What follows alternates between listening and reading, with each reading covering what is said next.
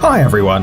When we're in the cinema or at home watching movies, we usually have to go through the opening with the logo of the film studio first. These logos have a very interesting story behind them, but almost no one has ever thought about how they were made. For example, do you know what mountain the Paramount logo is depicting? How many stars surround it? Why are they there? Or what's with the Walt Disney Castle? Why is the boy fishing on the DreamWorks logo? Are you intrigued already?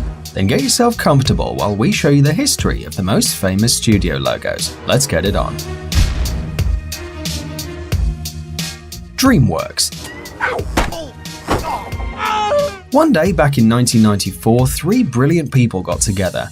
Director Steven Spielberg, Disney director Jeffrey Katzenberg, and music producer David Geffen. They decided to create a new film studio that's now known as DreamWorks. We associate the company's name with the fishing boy of the logo. Yeah, the one sitting on the moon.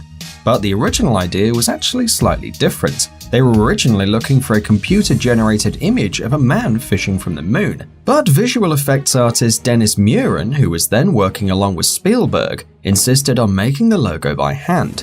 And so they asked illustrator Robert Hunt to draw it. Hunt was called in to execute the final image on which the motion version was based. It took Hunt 3 months to complete the final motion logo with the boy fishing from the moon. Spielberg loved this version and decided to use it for his new company. By the way, the moon boy is William Hunt, the son of the illustrator.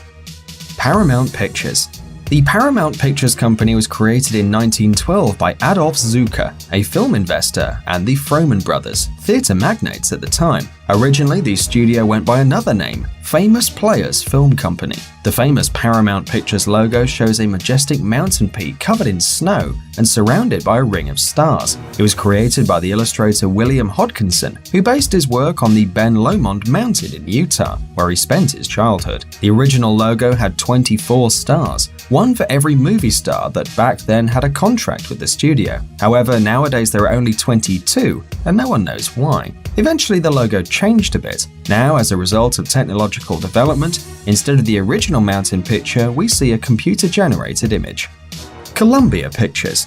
This famous logo depicting a woman holding a torch, a symbol of America, was created in 1924 and showed a lady draped in a US flag and holding a torch. There were no clouds in the background and the forehead of the woman was covered with a headdress. It looked very primitive, and the whole picture looked more like a sketch. 6 years later, the logo was improved. The lady became more elegant, she coiffed her hair and lost the headdress, and the flag was now barely seen. The font was now different, the letters got bigger, and the writing was now behind the girl. But the most important thing was that the empty background was now filled with clouds, and the torch was no longer flickering and blinking, but glowing smoothly instead. In the next few years, the logo was slightly changed, and the word pictures was added.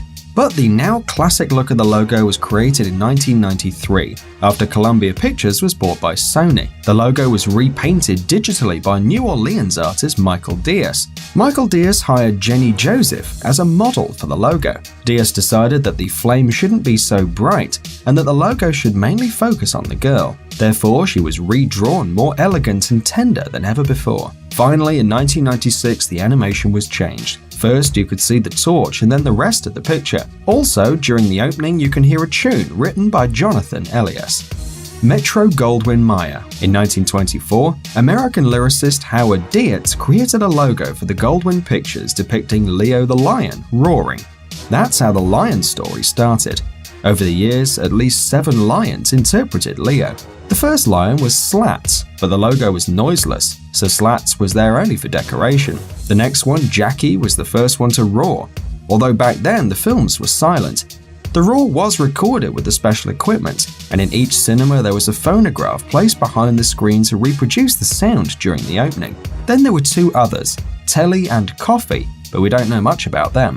Then there was Tanner, famous for its perfect mane. And finally, in 1957, the studio shot the logo featuring its most famous lion, the one we all know from our childhood. He is called Leo, and he's the one we still see on the logo. By the way, no lions were harmed on the set, so don't believe any stupid rumors. If someone shows you a picture to prove you otherwise, just know that it is fake. The Walt Disney Company. Just like Warner Brothers, Columbia Pictures, and many other companies, the Walt Disney Company was founded by 2 brothers, Walt and Roy Disney.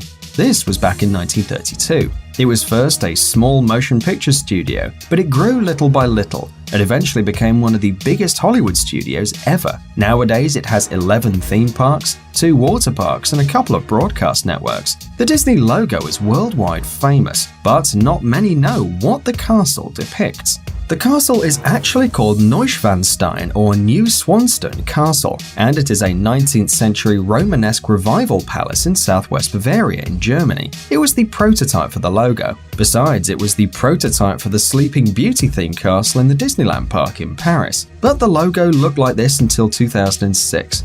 It was then replaced by a totally new 3D computer-generated logo created by the Weta Digital Studio and based on another Disneyland fortress, the Cinderella Castle, which used Chateau d'Orsay as a prototype. The new logo was first shown on the premiere of the movie Pirates of the Caribbean: Dead Man's Chest.